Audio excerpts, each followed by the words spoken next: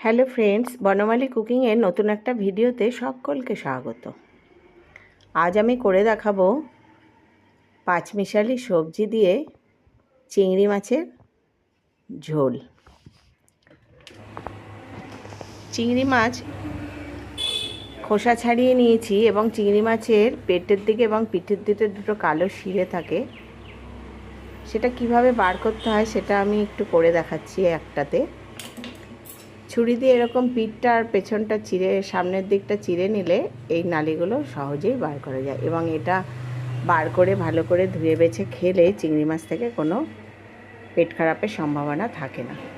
আমিও ভালো করে বার করে ধুয়ে বেছে নেব। সবজিগুলোকে আমি এরকম ডুমো ডুমো করে কেটে নিয়েছি। এইবার চলে যাব আমি মূল রান্নায়। আমি একটা কড়াই বসিয়ে নিয়েছি গ্যাসের উপর এবং তাতে সর্ষের তেল দিয়ে দিয়েছি। আমি সর্ষের তেলে এই রান্নাটি করব। সর্ষের তেল হয়ে গেলে নুন হলুদ মাখানো চিংড়ি মাছগুলো তেলে দিয়ে দিলাম। আমি চিংড়ি মাছগুলো ধুয়ে বেছে নুন হলুদ মেখে রেখেছিলাম। এই চিংড়ি মাছ আমি তেমন করে ভাজবো না, ভাজা ভাজা হয়ে গেলে চিংড়ি মাছ শক্ত হয়ে যায়। মায়েরা যেটা বলে সাঁতলে নেওয়া, সেই রকমভাবেই আমি চিংড়ি মাছগুলোকে তেলের উপর সাঁতলে নেব। মোটামুটি আমার হয়ে গেছে। এবার আমি চিংড়ি মাছগুলোকে একটা অন্য পাত্রে তুলে রেখে নেব। আমি চিংড়ি মাছগুলো তুলে নিচ্ছি। আমার কুকিং চ্যানেলের ভিডিওগুলো যদি আপনাদের ভালো লাগে তাহলে প্লিজ লাইক কমেন্ট এবং শেয়ার করবেন, সাবস্ক্রাইব করে আমার পাশে থাকবেন। ওই তেলেই আমি দিয়ে দিলাম একটু জিরে ফোড়ন আর দিয়ে দেবো কয়েকটা চেরা কাঁচা লঙ্কা। আর কিছুই আমি এই ফোড়নে দেব না। ফোড়নটা একটু হয়ে গেলে প্রথমে যে শক্ত তরকারিগুলো আমি নিয়েছি, পরপর আমি দেখাবো কি কি তরকারি নিয়েছি। প্রথমে দেব আলু। আলুগুলো একটু নেড়ে নেব। আলুর সাথে আমি আরও কিছু সবজি দিয়ে নেব। সেটা হচ্ছে আমি একটা গাজরকে কেটে নিয়েছিলাম বড় বড় করে, সেই গাজরগুলো দিয়ে দেব।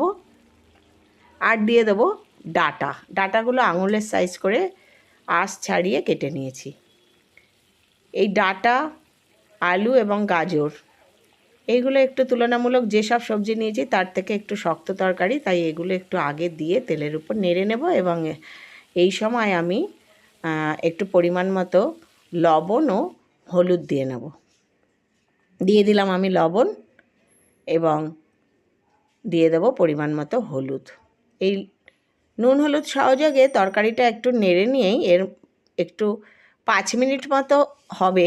এই সময় গ্যাস কোনো কমাবো না, গ্যাসটা বাড়িয়েই এটা একটু ভাজা ভাজা মতো হবে। আর চিরাচরিত যে লাবড়া তরকারি আমরা রান্না করি সেই রকম ঘাটা মতো এটা হবে না।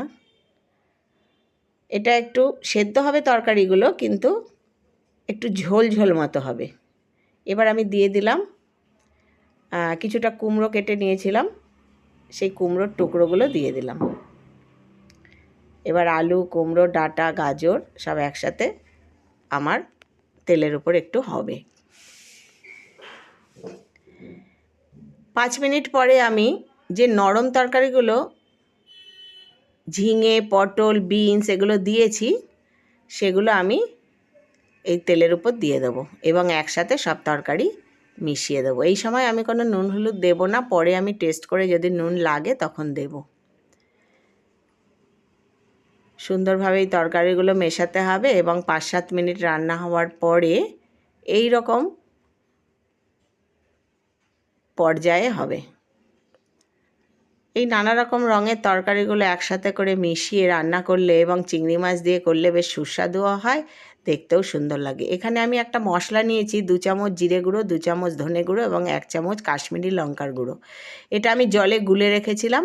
এবার সেই মশলার মিশ্রণটা আমি দিয়ে দেব। আর দিয়ে দেবো যে সাঁতলে রেখেছিলাম চিংড়ি মাছগুলো, সেই তেল সহ তুলে রেখেছিলাম, সেটা দিয়ে দেবো এর মধ্যে। এবার এই চিংড়ি মাছ, মশলা, সবজি সব একসাথে করে বেশ ভালোভাবে কষাতে হবে। এখানে এমনভাবে কষাতে হবে যেন পোড়া না লাগে এবং গ্যাসটা মাঝারি থেকে বড় আঁচে রেখে তরকারিটা কষাতে হবে। গ্যাস কমিয়ে দিলে ঘাটা ঘাটা হয়ে যাবে, এই তরকারিটা ঘাটা ঘাটা হয় না, এটা একটা ঝোল তরকারি, খেতে খুব সুস্বাদু লাগে। এবার আমি করে রাখা গরম জল 1 বাটি মতো দিয়ে দিলাম। আপনারা যে পরিমাণ তরকারি করবেন সেই আন্দাজ মতো জল দেবেন। গরম জল দিলে এই তরকারিতে খুব ভালো হয়। আমিও দিয়ে দিলাম। এবার ফুটে উঠলে আমি এটা ঢাকা দিয়ে দেবো। সব সবজিগুলো জলের সাথে মশলার সাথে বেশ সুন্দরভাবে মিশে যাবে এবং এটা একটু ফুটে উঠবে। ফুটে ওঠার পরে আমি গ্যাসটা একটু কমিয়ে এইবার আমি সবজিটাকে একটু ঢেকে দেবো। এইভাবে প্রায় আমি 7 মিনিট মতো রেখে দেবো। তারপরে আমি যখন এটা তুলব তখন দেখা যাবে একদম তরকারিটা একদম সুন্দরভাবে হয়ে গেছে।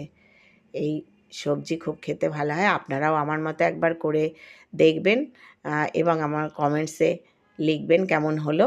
এবার আমি একটু 1 চামচ চিনি দিয়ে দিলাম। এই পাঁচমিশালি সবজির মধ্যে একটু মিষ্টি না দিলে ভালো হয় না, আপনারা যদি মিষ্টি না খান দেবেন না। আমি একটু মিষ্টি দিয়ে নিলাম। এবার সব মিষ্টিটা গলা পর্যন্ত একটু রাখবো, তারপরে আমি নামিয়ে নেব। হয়ে গেছে আমার দারুণ স্বাদের ডাঁটা কুমড়ো, আলু, ঝিঙে, পটল দিয়ে চিংড়ি মাছের ঝোল। এটা এই বর্ষার সময় খেতে কিন্তু খুব ভালো লাগে। নামিয়ে নিলাম। হয়ে গেছে আমার সবজি। নমস্কার।